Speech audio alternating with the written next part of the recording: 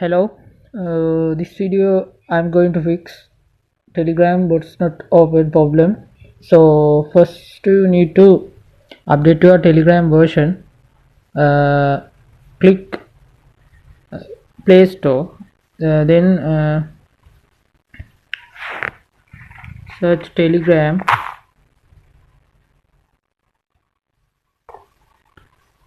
Update and update. Then update this Telegram version. Okay.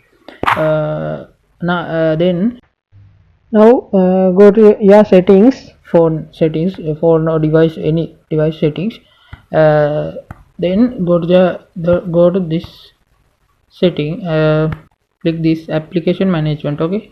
uh, then you can see the running installed all.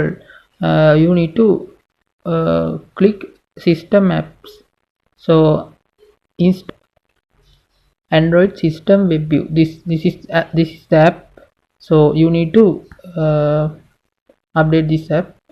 So uh, then settings, then click additional settings, app management. Go to the app management. Then go to Telegram app.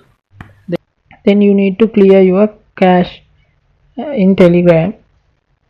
Okay, so please subscribe my channel. Thanks for watching this video.